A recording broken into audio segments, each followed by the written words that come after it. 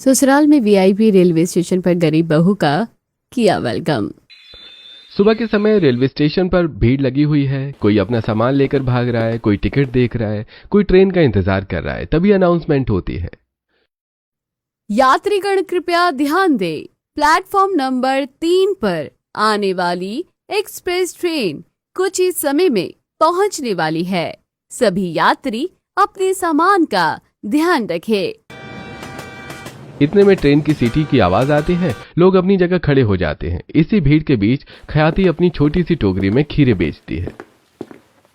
खीरे ले लो, ठंडे ठंडे खीरे, सफर लंबा है, रास्ते में ताजगी मिल जाएगी। खीरे ले लो, 20 रुपए के खीरे, 20 रुपए के खीरे। अरे बेटी, इतनी सुबह सुबह कैसे खीरे बेच रही हो? जी साहब, घर की जिम्मेदारी है, मेहनत जल्दी शुरू करनी पड़ती है। तभी वो आदमी 4 खीरे लेकर 100 रुपए दे देता है। तब खयाती पैसे वापस करती है। अरे तुम पैसे वापस क्यों कर रही हो? रख लो। जितने का सामान है उतना ही लूंगी साहब। मेहनत की कमाई में बेईमानी का स्वाद अच्छा नहीं लगता। हाँ शायद। चाय बोलो चाय, चाय बोलो चाय, चाय चाय चाय। 10 रुपए की चाय, 10 रुपए की चाय, मसाला वाली चाय 20 रुपए की चाय, अदरक मार के 40 रुपए की चाय, स्पेशल चाय 50 रुपए की। इन चाय वालों को भी छोटी छोटी चीजों में भी ज्यादा पैसे चाहिए होते हैं। कुछ लोग खयाती से खीरे ले लेते हैं। तब खयाती और खीरे काटकर प्लेट में सजाती है और ट्रेन में बेचने के लिए चढ़ जाती है। खीरे ले लो भैया, खीरे ले लो, 20 रुपए के ठंडे ठंडे खीरे ले लो। ओहो, ये ट्रेन तो चलने वाली है, इस ट्रेन से उतरना ही पड़ेगा। कहीं मैं आगे के स्टेशन पर पहुंच गई तो वापस आना मुश्किल हो जाएगा। एकदम से भीड़ खयाती की तरफ आती है। तब बड़ी मुश्किल से खयाती ट्रेन के दूसरे दरवाजे की तरफ से बाहर निकल जाती है और ट्रेन चल पड़ती है। दोपहर का टाइम हो रहा था। बीच में खयाती खीरे के साथ पानी की बोतल भी बेच रही थी। पानी ले लो, पानी सफर में काम आएगा। ठंडा ठंडा पानी लीजिए, 30 रुपए बोतल। कुछ लड़के रोज स्टेशन पर आकर ख्याति को परेशान करते थे। आज वो फिर आते हैं। अरे ख्याति, इतनी मेहनत क्यों करती हो? अरे हमारे साथ चलो, आराम की जिंदगी मिलेगी। क्यों अपनी जवानी को रेलवे स्टेशन पर खीरे बेचकर बेकार कर रही हो? अरे भाई चलो, साथ चलो डार्लिंग, हम तीनों तुम्हें बहुत खुश रखेंगे। गोबर जैसी शक्ल लेकर तुम तीनों फिर चले आए। बता रही हूँ, रवि, केतन, बकलोली, चले जाओ यहाँ से। यार आज तो तू हमारे करीब आ, हम खरीद लेते हैं चल तेरी चीजें। लगता है तुम ऐसे नहीं समझोगे, आज तुम्हें सबक सिखाना ही पड़ेगा। ख्याति अपनी चप्पल उतारकर उन तीनों लड़कों को बारी बारी से पीटने लगती है। तभी वो तीनों लड़के भाग जाते हैं। मेरी मेहनत पर नजर मत रखना, क्योंकि जो अपने पसीने से कमाता है वो किसी के एहसान पर नहीं जीता, समझे? दोबारा नजर आए तो छोड़ूंगी नहीं। रुको साले, जाते कहाँ हो? अभी तो तुम्हारी क्लास शुरू हुई है। बैंगन का भरता बनाना अभी तुम्हारा बाकी है। ख्याति गुस्से में खड़ी हो जाती है। लोग उसकी हिम्मत देखकर तालियां बजाते हैं। तभी एक बुजुर्ग, अरे लड़की गरीब जरूर है, लेकिन हौसला किसी अमीर से कम नहीं है। शाबाश बेटा, मुझे तो भी एक खीरा और पानी की बोतल दे दो। ये लीजिए, 50 रुपए हो गए हैं आपके। तब वो बुजुर्ग आदमी चले जाते हैं और उसके दोनों दोस्त आ जाते हैं। ओए, एक खीरा खिला दे, काला नमक नींबू लगा कर यार। और मुझे भी दे, मेरा पानी की बोतल बिक गई। हाँ रोशन, तेरी तो 2 पानी की बोतल बिकी है। ये ले 60 रुपए। और जग्गू, तू चलती ट्रेन से उतरना चढ़ना मेरे बस की बात नहीं है। जाकर ट्रेन में खीरे बेच, तब लास्ट में दूंगी। हाँ अच्छा ठीक है। फिर जग्गू कुछ खीरे चलती ट्रेन में चढ़कर बेचने लगता है। वहीं रोशन भी प्लेटफॉर्म पर अपनी पानी की बोतल बेचता है। दोनों की बिक्री हो जाती है। शाम तक जग्गू भी आ जाता है। चलो दोस्तों, मैं घर जा रही हूँ, तुम अपना ख्याल रखना। ओए जग्गू, मेरे पैसे दे खीरे के। लो भाई, तेरे पैसे 90 रुपए, लेकिन मेरा खीरा कहाँ है? खाना होता तो मैं उसमें से खा जाता। मर मत, ये ले। मुझे पता है हमारी दोस्ती में भरोसा ईमानदारी बहुत है, इसलिए मैंने तेरे लिए खीरा बचा के रखा है, वरना तू अगले दिन मेरा जीना हराम कर देगा। रोशन, तू भी खा ले। अच्छा हुआ तूने खीरे दे दिया, बहुत देर से भूख लग रही थी।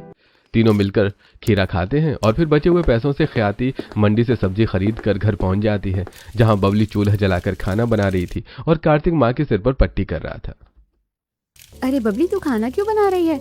मैं तो आ ही रही थी बनाने। जब तुझे आता नहीं है बनाना तो तू क्यों कर रही है? और कार्तिक, माँ को क्या हुआ? फिर से माँ को पथरी का दर्द हो रहा है क्या? नहीं दीदी, पथरी का दर्द नहीं हो रहा है, माँ को बुखार चढ़ गया है। और जिस तरीके से दर्द मारता है और जैसी गर्मी हो रही है ना, माँ को 102 डिग्री तो बुखार हो गई, लेकिन दवाई के लिए पैसे नहीं हैं। ऐसे कैसे पैसे नहीं है मेरे पास? तू अपनी पढ़ाई कर, मैं देख लूंगी। और बबली तू हट जा, खाना मैं बना दूंगी। दीदी आप बाहर से आकर कितना करोगी? वैसे भी थक कर आ रही हो रेलवे स्टेशन से। खीरे बेचना भी कोई आसान बात नहीं है। देर तक आवाज लगाने से आपका गला भी खराब हो जाता है। मुझे क्या पता नहीं है? और खाना बनाना तो मुझे भी सीखना ही होगा। आप टेंशन मत लो, दाल चावल बनाना आसान है। आप भाई के साथ माँ को दवाई दिला लाओ। हाँ मेरी बच्ची ख्याति, तू आ गई? हाँ माँ मैं आ गई हूँ। तुम्हें इतना तेज बुखार हो रहा है, चलो डॉक्टर के पास। अरे नहीं रहने दे तू, ठीक हूँ मैं। हाँ वो पता है। तब ख्याति और कार्तिक सरला को डॉक्टर के पास ले जाते हैं, जहां डॉक्टर उसका चेकअप करके उसे दवाई देता है। और जब वो घर आते हैं तब रास्ते में हरिया उन्हें देख लेता है। हरिया पेशे से मोची था, जो कि अभी किसी की चप्पल जोड़ रहा था। अरे कार्तिक, सरला, कार्तिक, तुम तीनों कहाँ से आ रहे हो? पापा, माँ को तेज बुखार आया था। दीदी रेलवे स्टेशन से आई थी तो माँ को ऐसे देखकर दवाई दिलाने ले गई। अरे तो तू मुझे नहीं बता सकता था? मैं ले जाता इसको। तू उस बच्ची पर मत डाला कर सब कुछ। अजी मैंने भी मना किया था इसे, लेकिन ये सुनती कहाँ है किसी की भी।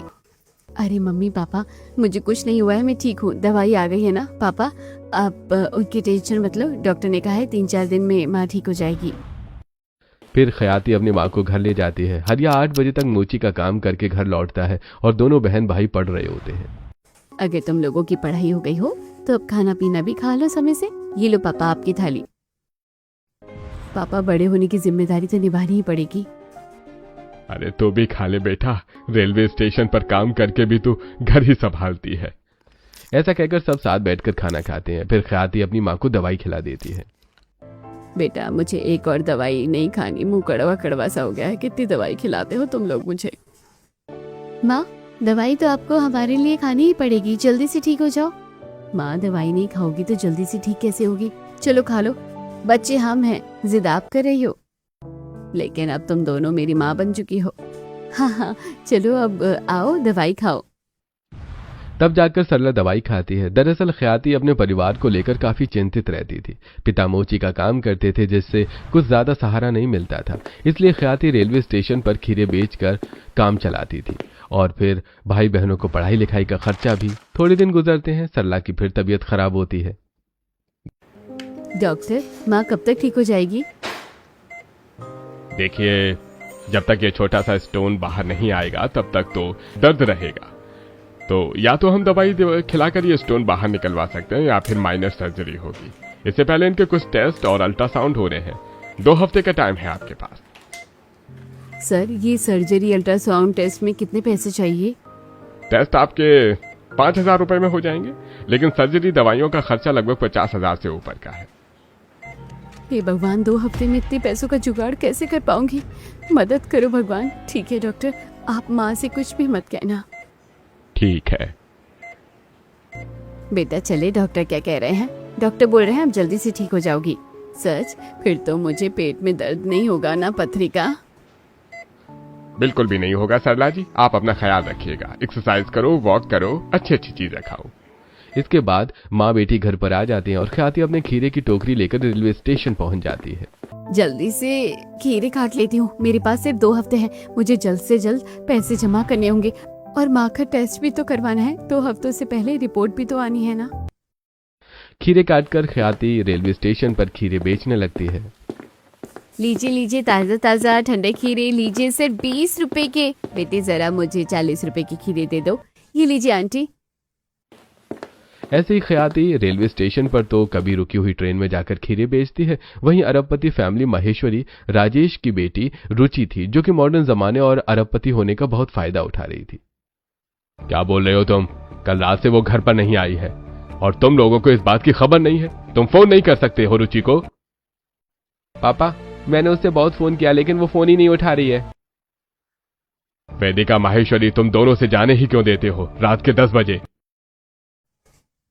अरे बोल रही थी फ्रेंड्स के साथ जा रही है, घर में पजामा पार्टी करनी है, पर मुझे क्या पता था सोशल मीडिया पर क्लब की फोटो वीडियो पोस्ट करेगी। इतने में ड्राइवर लड़खड़ाती हुई नशे में चूर मॉडर्न ड्रेस पहने रुचि को लेकर आता है। हाँ ड्राइवर तुम जाओ, अब मैं अपनी अरबपति हाउस में पहुंच चुकी हूँ। Hi mom, hi dad, good night. देखो देखो इस लड़की को ठीक से खड़ी भी नहीं हो पा रही है और सुबह को गुड नाइट बोल रही है। इसे ये तक नहीं पता कि रात हो रही है या दिन हो रहा है। रुचि ये सब क्या है, तुझे ऐसे नहीं करना चाहिए था बेटा।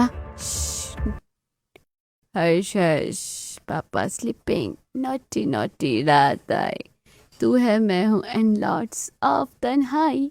वॉल्यूम कम कर पापा जग जाएगा, वॉल्यूम कम कर पापा जग जाएगा। अमन और मयंक दोनों हंसने लगते हैं।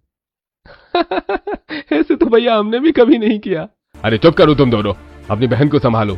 एक तो बिगड़ती जा रही है, रात को लेते आना, ऐसे कपड़े पहनना, घर पर लड़कों का आना। पैसे वाली है इसका मतलब ये नहीं है कि कुछ भी करेगी। लड़कियों को लड़कियों की तरह रहना चाहिए। अरे अब सब शांत हो जाइए, आपके गुस्से का उस पर कोई फर्क नहीं पड़ने वाला। जब होश में आ जाए तब बात करना। महेश्वरी अपनी बेटी को कमरे में ले जाती है और फिर नौकर से पानी नींबू मंगवा कर उसे दे देती है।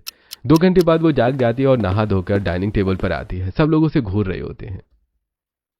क्या हुआ, आप सब लोग मुझे ऐसे क्यों देख रहे हैं?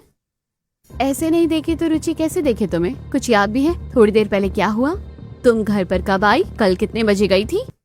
मैं रात को ही आ गई थी थोड़ी देर पहले। क्या होगा, थोड़ी देर पहले मैं उठी हूँ, आज लेट हो गया उठने में मुझे। घरेड़ी तारू मगज खराब થઈ ગયું છે, तने खबर न थी? आप दोनों पहले के बुझा रहे हो। कैसी लड़की है, इसे कुछ याद ही नहीं है। सीधी सी बात है, आज से तुम्हारा घर से बाहर निकलना बंद। कोई दोस्तों के साथ नहीं जाना है, कोई कॉलेज फ्रेंड्स, कुछ नहीं। क्योंकि तुम्हें आजादी और पैसे देने का ये मतलब हो गया है कि तुम अपनी मनमानी कुछ भी करोगी और नशे में धुत रहोगी। अच्छा, मतलब मैंने थोड़ा सा अपनी मनमानी क्या कर ली, क्लब चली गई, कर लिया होगा अल्कोहल ट्राई, तो आप मेरे साथ ये सब करोगे? We don't have any other choice for you. सच में रुचि, तुमने थोड़ी देर पहले बहुत तमाशा किया है। ड्राइवर के साथ लड़खड़ाते हुए पैरों पर आई हो तुम। सब लोग रात से तुम्हारी चिंता कर रहे थे। बहन, तुम्हें ऐसा नहीं करना चाहिए।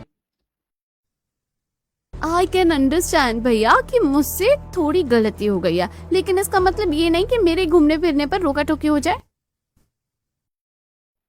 रुचि, हमें तुम्हारी सेफ्टी की चिंता है। आजकल का माहौल तुम्हें पता नहीं है क्या है, लेकिन तुम्हें ये रोका टोकी लग रही है। टाइम से सेफली आओगी जाओगी तो हम भी टेंशन फ्री रहेंगे।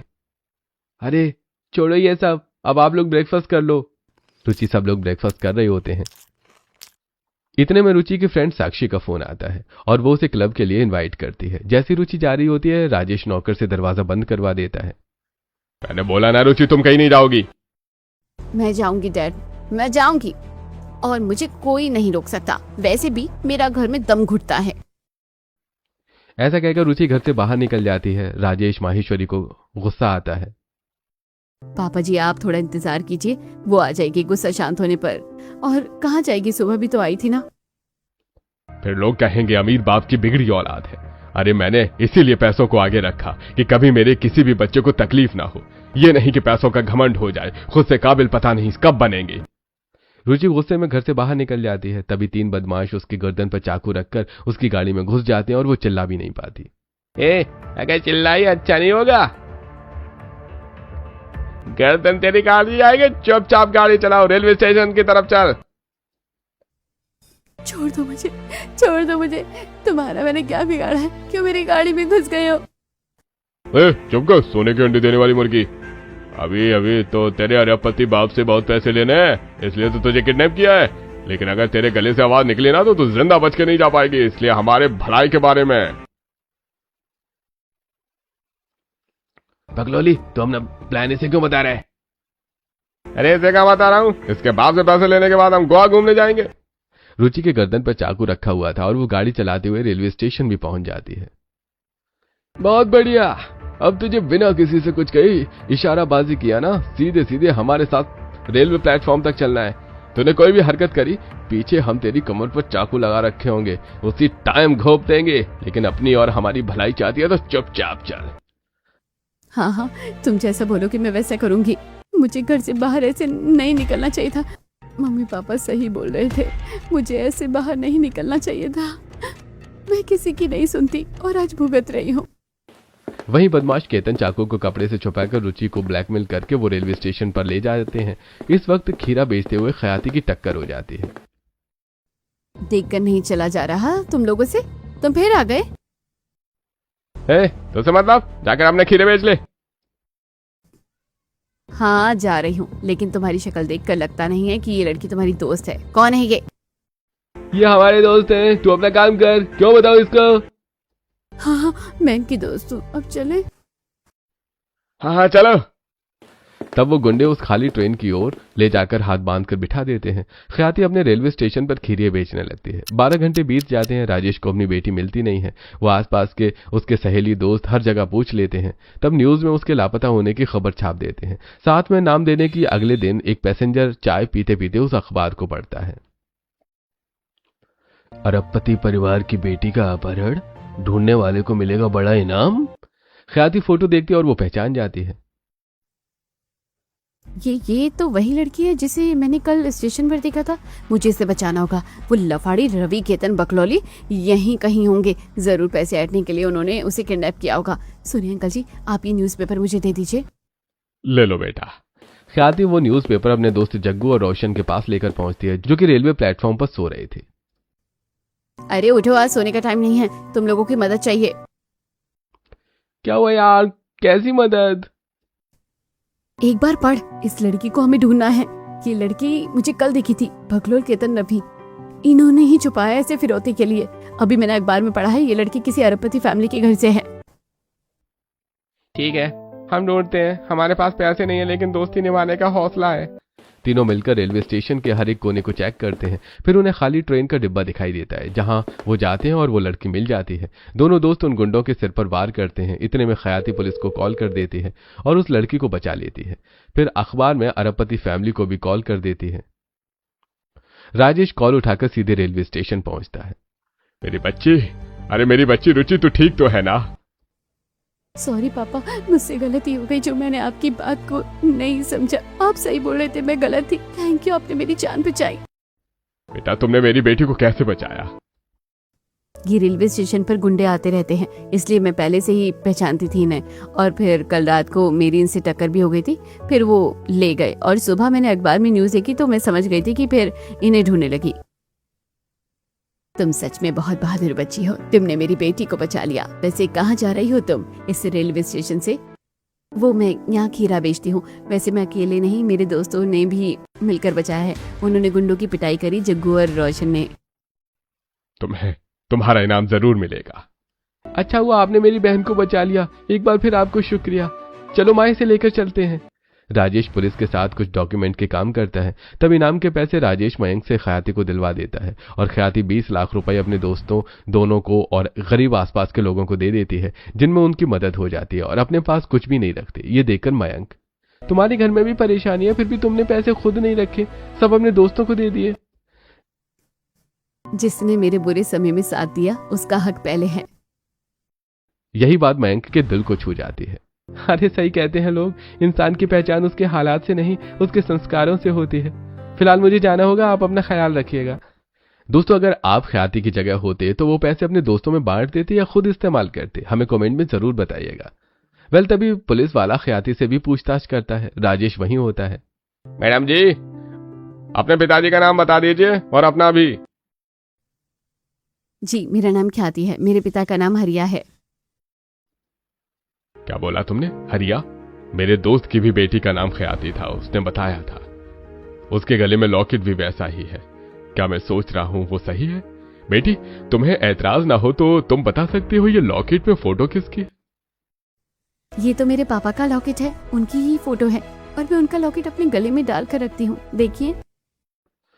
खयाती जब उस लॉकेट की फोटो राजेश को दिखाती है तो राजेश की आंखों से आंसू निकल पड़ते हैं। हरिया, ये तो मेरा दोस्त हरिया है। तुम मेरी दोस्त की बेटी निकलोगी, तुमसे मेरी मुलाकात ऐसे होगी, मुझे नहीं पता था। बेटा, वो कैसा है? तुम्हारे घर में सब ठीक तो है ना?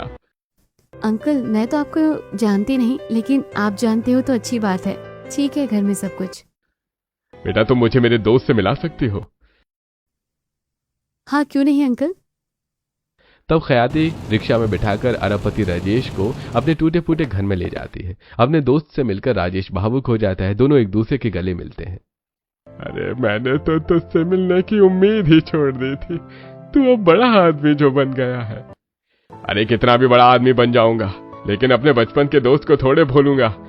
मेरे लिए तूने अपने हाथ पर डंडे खाए, अपने साथ मेरा भी पेपर करता था। अंकल जी नाश्ता कीजिए। बेटा इसकी क्या जरूरत थी, तुम बहुत बहादुर हो अपने पिता की तरह और ईमानदार भी। और भाभी जी बच्चे सब ठीक है? सब ठीक है, तू किसी चीज की फिक्र मत कर। राजेश बात करके अपनी बड़ी सी गाड़ी में बैठकर घर पहुंचता है।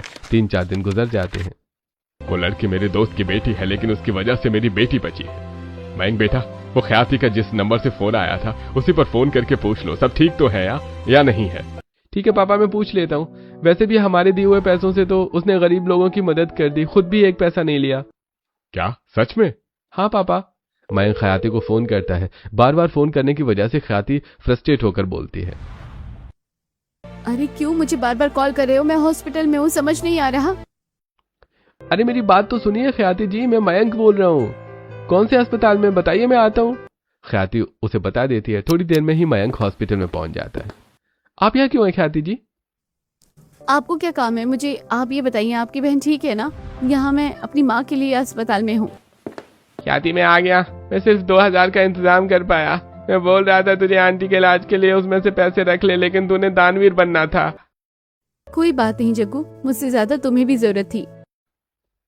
प्लीज ख्याति जी, आपने मेरी बहन की जिंदगी बचाई है। अब आप मुझे मदद करने से नहीं रोकेंगे। आंटी का इलाज मैं करवाऊंगा, और फिर पापा को पता चला तो वो भी गुस्सा करेंगे। आखिर आप उनके दोस्त की बेटी हैं। ख्याति मना नहीं कर पाती। मयंक सरला को वीआईपी ट्रीटमेंट दिलवाता है और उसके टेस्ट सारे हॉस्पिटल बिल का खर्चा खुद उठाता है। एक हफ्ते में सरला बिल्कुल ठीक हो जाती है। इस बीच ख्याति और मयंक की खूब बातचीत होती है। धीरे धीरे मयंक ख्याति से बात करने के लिए रेलवे स्टेशन आने लगता है। दोनों को एक दूसरे से प्यार हो जाता है। ख्याति मना करती है, लेकिन मयंक उसकी एक नहीं सुनता और अपने घर में भी उससे शादी करने की बात बता देता है। राजेश खुश हो जाता है और उनके घर जाकर रिश्ता तय कर देता है, लेकिन महेश्वरी को यह बात चुभ जाती है। ये सब क्या है राजेश? माना कि वो आपकी दोस्त की बेटी है और उसने हमारी बेटी की जान बचाई है, लेकिन है तो गरीब, रेलवे स्टेशन पर खीरे बेचती है। आपने क्या सोचकर अरबपति घर के बहू से बनाने का सोचा? हाँ पापा जी, आखिर वो गरीब रेलवे स्टेशन पर खीरे बेचने वाली लड़की है। लेकिन वो बहुत अच्छे दिल की है, ईमानदार है। उसने पैसे भी नहीं लिए थे। रुचि को बचाने के लिए उसने दूसरों की मदद की। हाँ पिताजी, मैं भी उसे दूसरों की मदद करते हुए देखा है। वो बहुत अच्छे पैसों की लालची बिल्कुल नहीं है, और मुझे अपने घर में एक ऐसी ही पत्नी चाहिए जो पैसों की नहीं, रिश्तों को तवज्जो दे। क्या पता देवर जी उसने पैसों के लिए ही तुमको फंसाया हो। ऐसा कुछ नहीं है भाभी। थोड़ी देर बाद जाकर वो रेलवे स्टेशन पर फिर से ख्याति से मिलता है। अरे तुम फिर आ गए मयंक, अब तो शादी होने वाली है, थोड़ा रुक जाओ। ठीक है, आखिरी बार मिल रहा हूँ बॉयफ्रेंड बनकर। इसके बाद हम पति पत्नी की तरह घूमने चलेंगे। चलो आज मूवी देख कर आते हैं। ख्याति मयंक की बात मान जाती है और सिनेमा हॉल में मूवी देखने जाती है, जहाँ हीरो हीरोइन की बड़े पैमाने पर शादी होती है।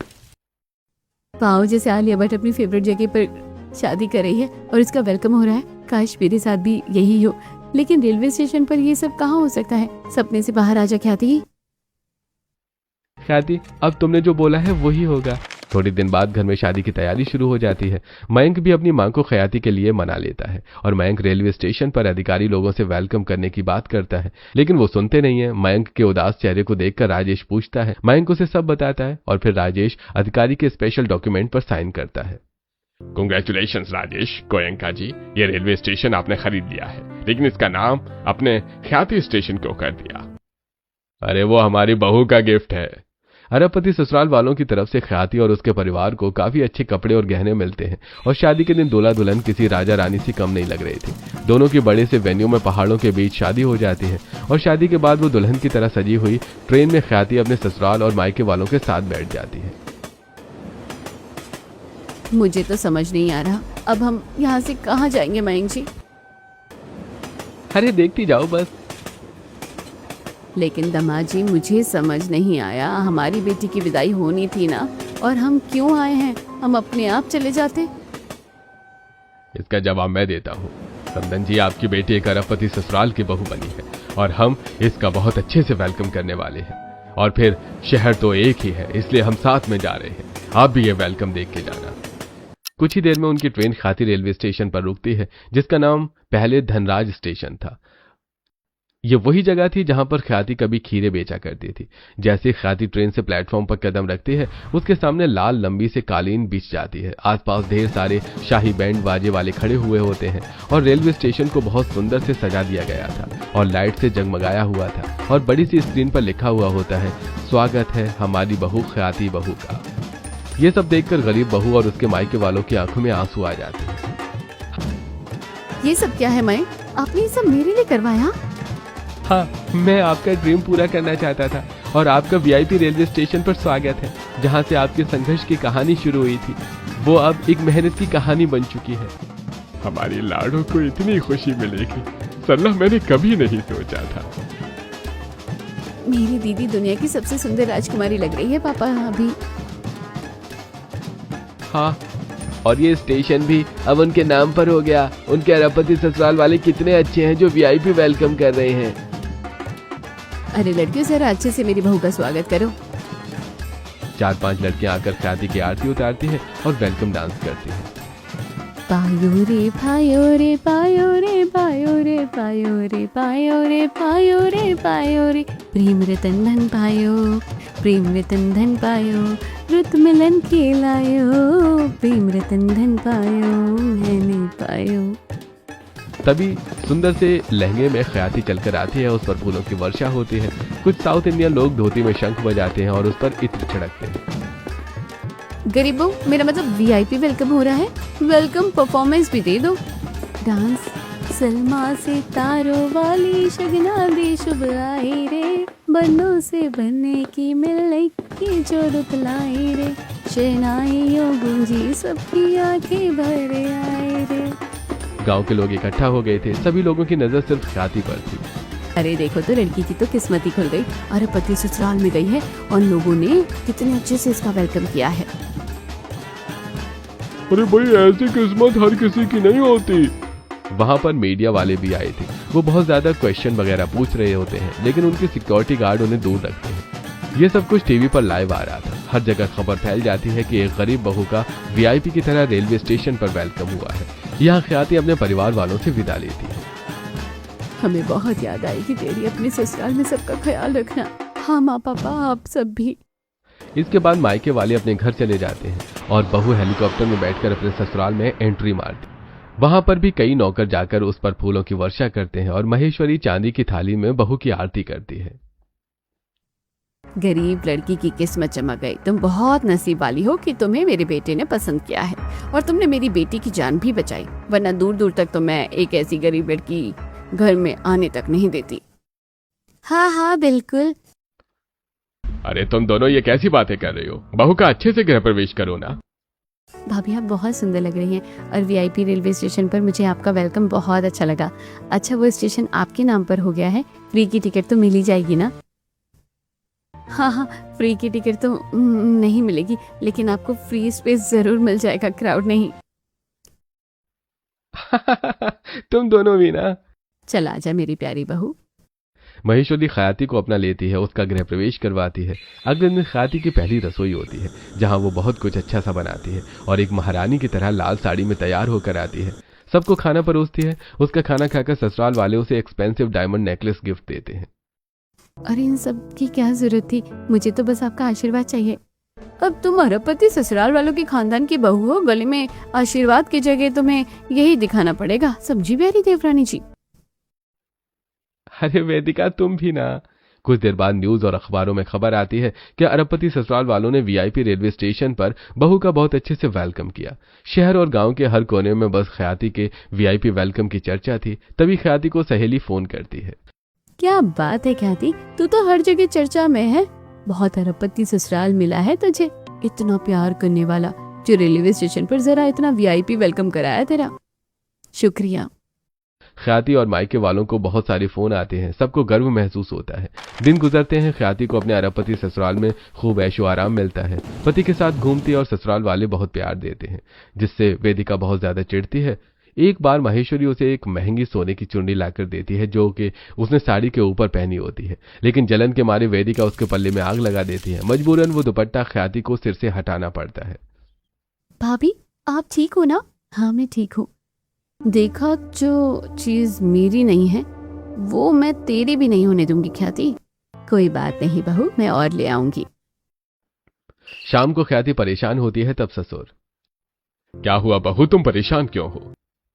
पापा जी पहले मैं काम करती थी, लेकिन अब मैं कोई काम नहीं करती।